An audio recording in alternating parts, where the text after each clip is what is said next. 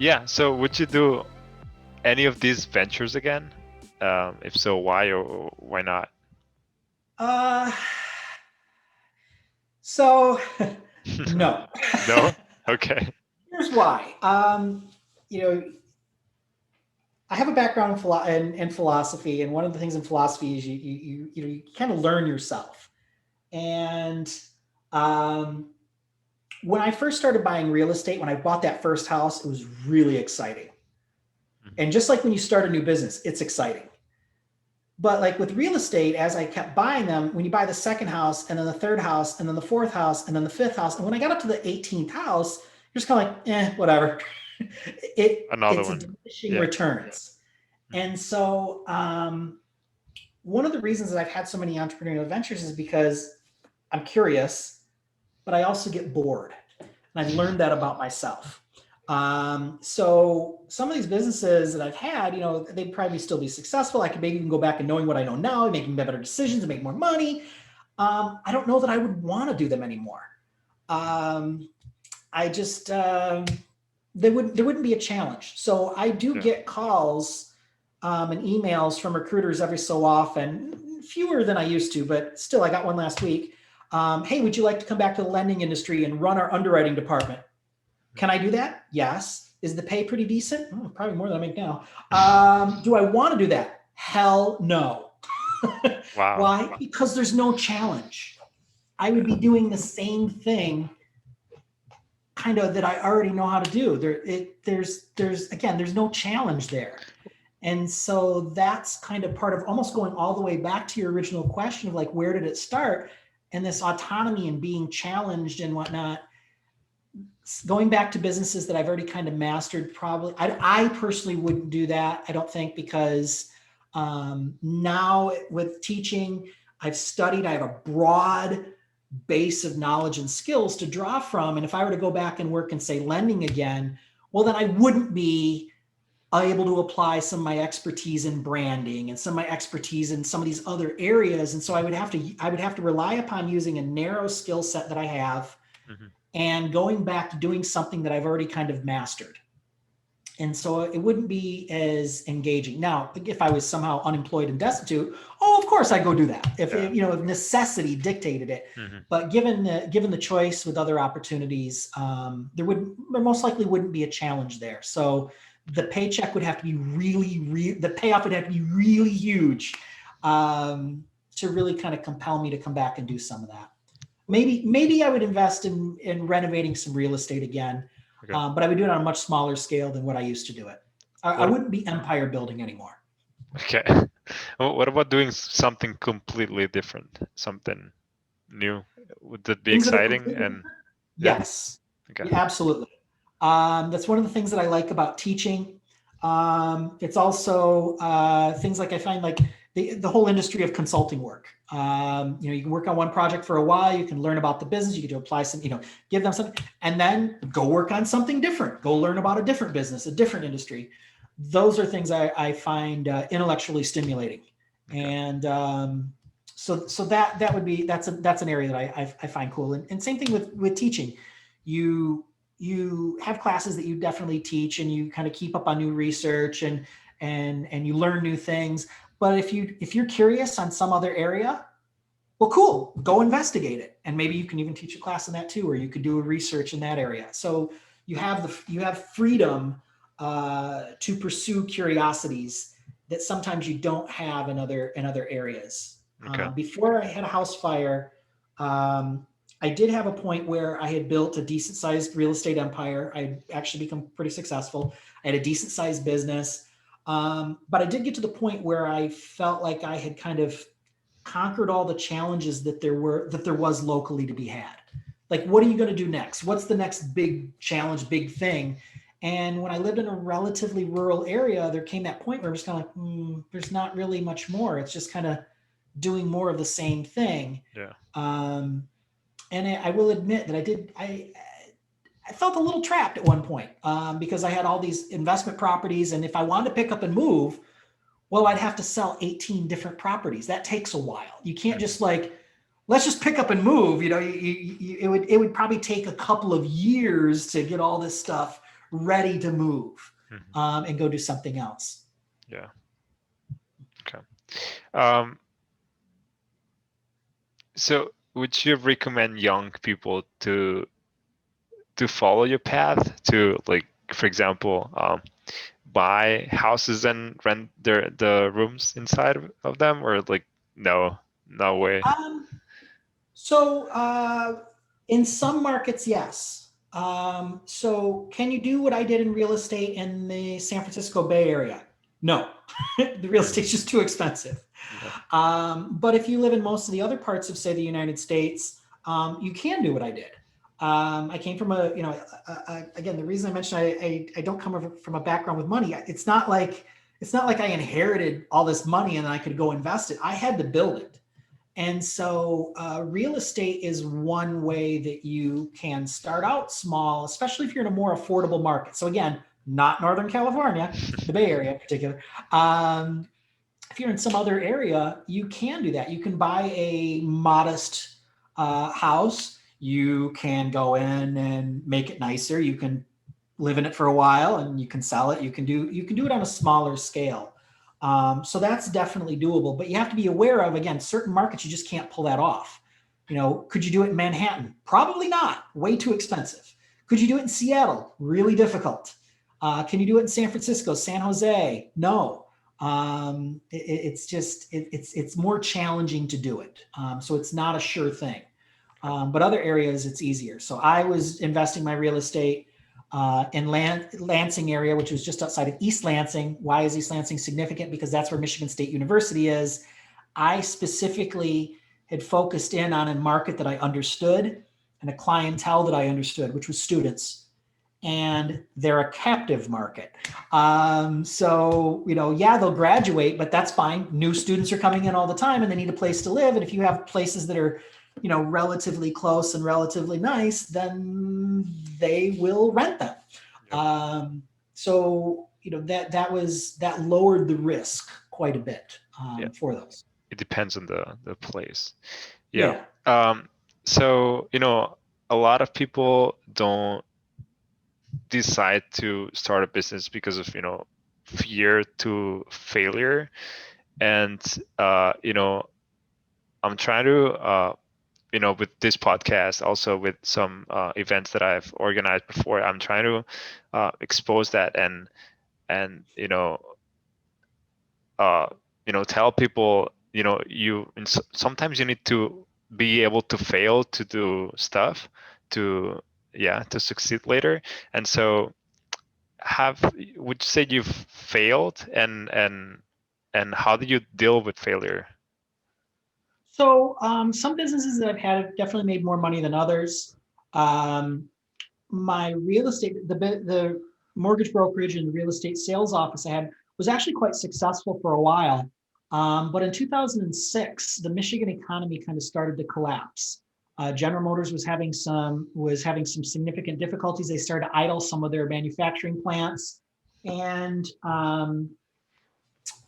I remember getting up in the morning and picking up the newspaper and hearing of different factories laying people off, moving operations. In fact, there was one news story that still stands out because one of the tipping points when I decided to pick up and move out of Michigan was in 1 week, we had General Motors had idled 2 plants, which was like 10,000 people put out of work. And then Pfizer made a announcement that was in the Wall Street Journal and everything. They're like, globally, Pfizer has decided to lay off something like 25,000 people. Oh, but 15,000 of them are coming out of their research center in Michigan. So globally, 25,000, but 15 out of Michigan. So it was like this 1-2 punch. Mm-hmm. And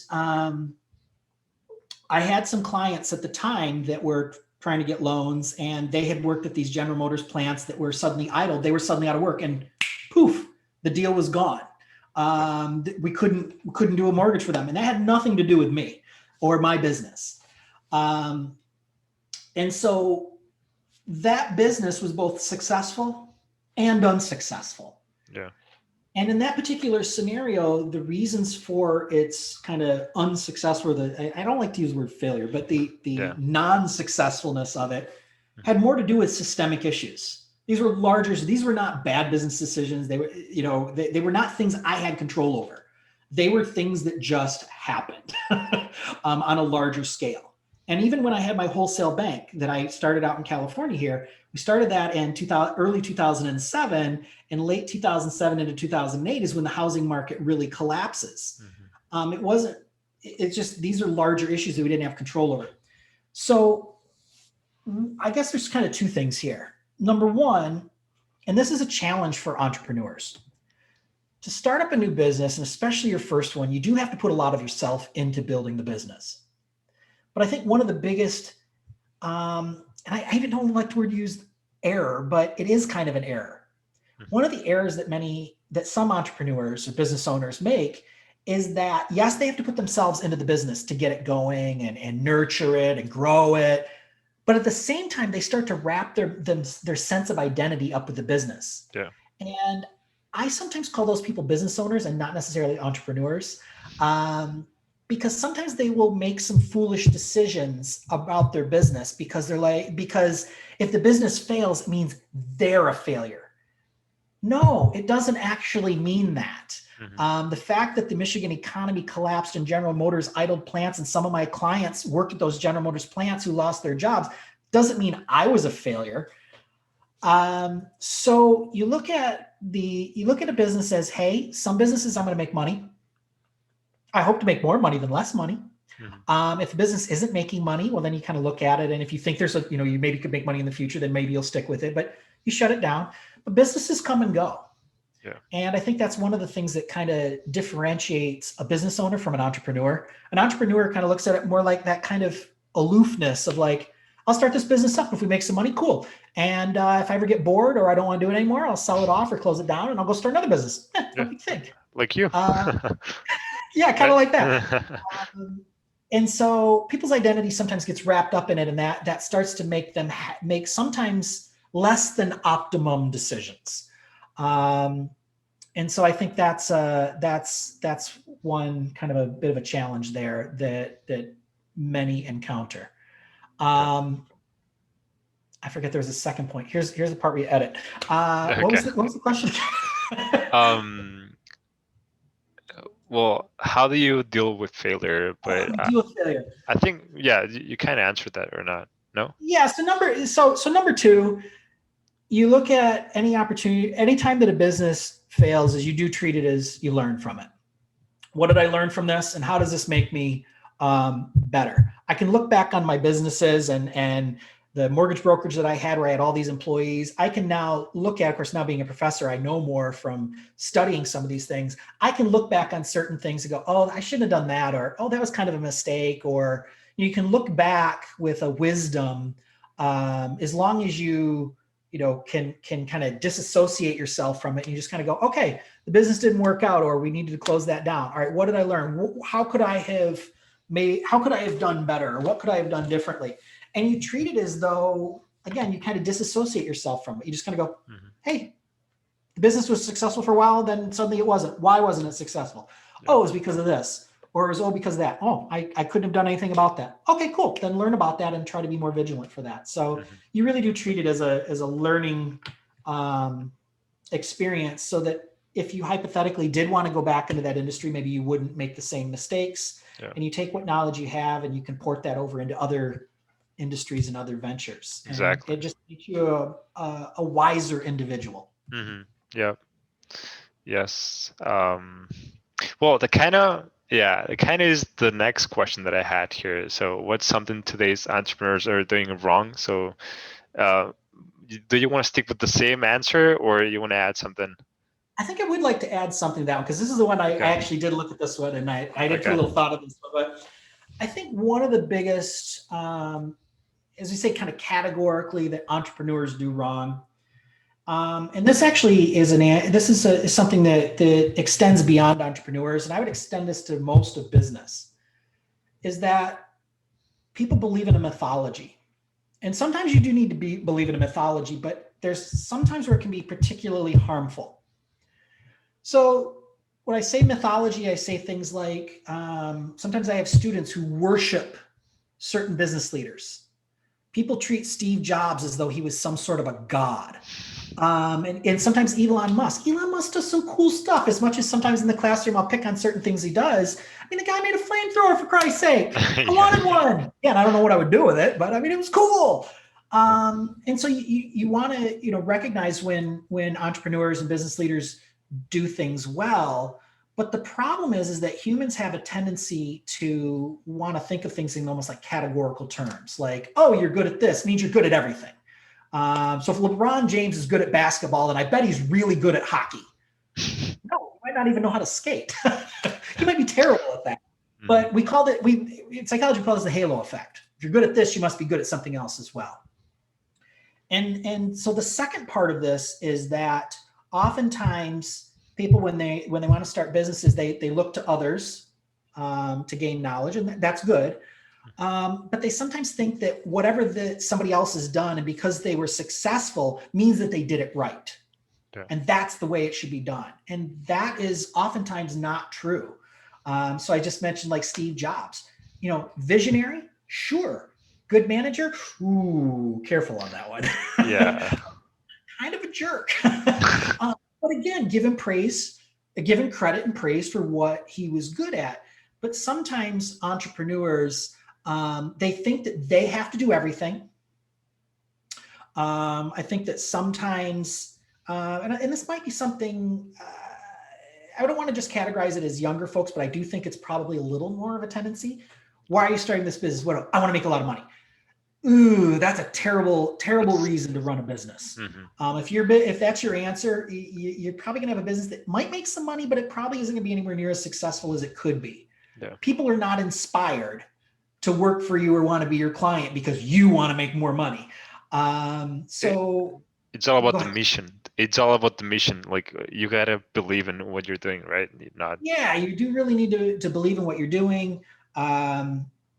And I think I think what's important is, and this is kind of what I'm leading up to here with this mythology, is things like people still, I guess I'll pick on Elon a little bit more here. Elon Musk, Elon Musk just launched a new car. Did he launch that new car? No, somebody else designed it. Somebody else built it. Yeah, he's in charge of the firm, but they erroneously like to attribute success or failure back to the owner of the business. And I think that's actually harmful. So, hey, if your podcast is wildly successful, it's because you did it all. No, you deserve. Sorry about that. No, because of my guest too. So yeah, you got it exactly. Yeah. It's recognizing the contributions of others. Yeah. And I think that's one of the biggest mistakes that many entrepreneurs make. And I think you can see this sometimes in things like Shark Tank. Famously, Shark Tank, people will go on there, and every once in a while you can find somebody that'll go on there, they'll have a successful business, and the sharks want to invest. But then the entrepreneurs don't want to give up any of the ownership. They don't want to take on the partner because they want it to be all theirs, and be like, well, hold on a second. Part of the reason you bring these people on, yes, you're going to give up some equity, but you're going to get access to their network. You're going to get access. I mean, there's all these things that you can do to make the business huge. Do you want 100% of a business that's worth $100? Or would you rather have 5% of a business that's worth $1 billion? Mm-hmm. And there's a whole lot of people that are like, I'd rather have 100% of a business that's worth $100. And so they think that they have to control everything, that somehow they lose that. And I think that's probably one of the biggest mistakes that entrepreneurs make, is that they think it's all about them. Mm-hmm. And when they're first starting it out, they're getting it off the ground, it is all about them to kind of get it moving. But then after that, it's other people do some of the work. So who's, if you're, again, just to keep the theme consistent here, if your Tesla is running awesome, is it because Elon Musk did a good job? No, it's the people on the assembly line and the engineers and all the other people. They did a good job. We're not saying that Elon Musk did nothing, but again, don't attribute all the success to him. He deserves some. I'm not saying none, some.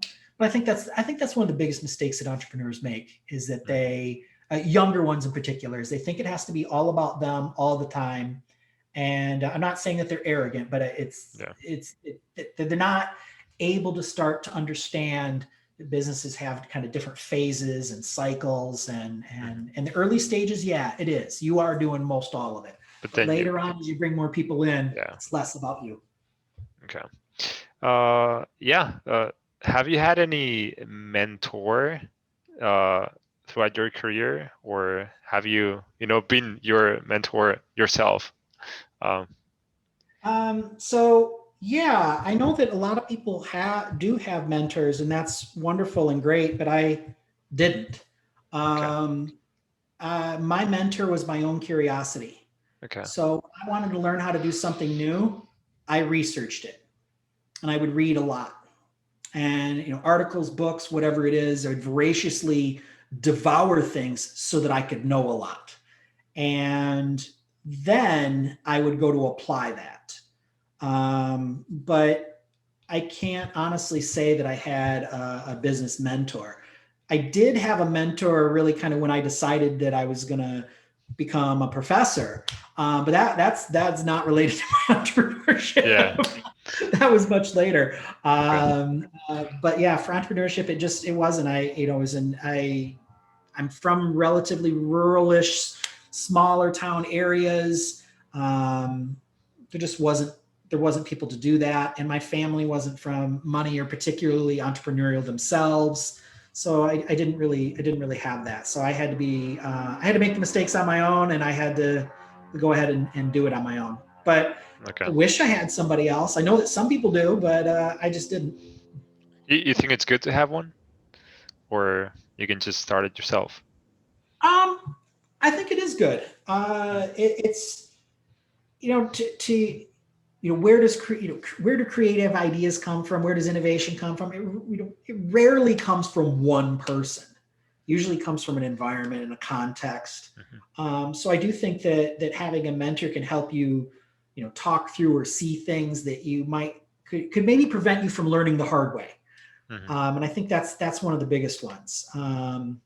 We would all love to think that we're all amazing at everything, but we're just not. There are certain things that we're good at, and there are certain things that we're not good at. And when you have a mentor that even you can just kind of talk to and bounce ideas off of, or, hey, I got this problem employee, like, how do I deal with that? Or, what do I do? That's resources and wisdom that you can tap into. Mm-hmm. And again, I didn't have that. So I substituted that with books and articles. So I guess if you want to say, did I have a mentor? Not books. Any one person. It was all articles and reading and just really, trying to think about, all right, what do I not know? I don't know that. Okay. How do I find out about that? These articles, these books, study that business. Okay. Study those and take that. And if you're not somebody who likes to read a lot, and you're really curious and want to push your knowledge and then get a thrill from applying that new knowledge, then yeah, a mentor is probably really important to helping you be an entrepreneur.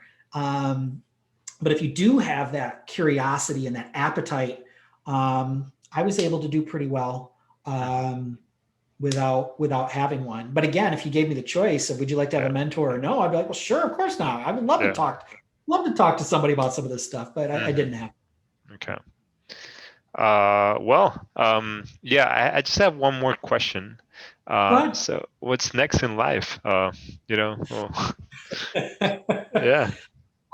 So I have found that I really do enjoy teaching. There's, as I said a little bit earlier, there's an autonomy in teaching that few other industries will offer. And probably the only other one I think that could give this that could indulge my own curiosity would be some type of consulting work. So most likely I will probably stay in the realm of academia and teaching, maybe doing some speaking engagements, maybe a little bit of consulting here and there. But I've found that I think I've kind of found a really good spot. I like teaching, seem to be pretty decent at it. And it's the one place that, I can share things that I know, and I usually have an audience of people that are appreciative of it to get it. And so from that, that's really rewarding because they'll oftentimes tell you like, hey, you taught me something that I recognize that I can use, or you taught me something that could get ahead in my career. And that's really rewarding in a way that at this point in life, I value in a way that I probably would not have in my earlier years. I did not enter teaching of having like this, burning, some people say, oh, I had this desire to teach from the get. Yeah, that wasn't me. I came to it later. And, I will even joke about it that, hey, whenever I'm talking, there's this most beautiful sound. And the second I stop talking, that sound goes away. So I get paid to do that. It's great. Yep. I don't like to grade papers. So, but I do enjoy teaching. But I think probably what's next for me would be continuing to teach, but maybe a little bit of consulting work. But I won't say that I would never return to the private sector. I have had, in the years that I've been teaching, some students, some graduate students are like, hey, would you ever be interested in this or interested in that? And I say, hey, I'll evaluate opportunities as they come around. So in making that statement of what I think is next, seems like, oh, you're committed to teaching. I still keep the options open. And if a recruiter ever calls up, I always take the call. Or, at least, well, maybe not all of them, but the idea that you always evaluate the opportunity. And if something attractive comes around that I think would be exhilarating and fun and exciting, then I'll pursue it. So for now, I enjoy teaching, and who knows, this may be what I do to the end of my days, but maybe not either. I find that if I look back on my own professional history, and even thinking about, the full trajectory of it, I can only do the same thing for about 2 to 2.5 years. And there better be a new challenge. Otherwise, I get bored and I'll want to go do something else.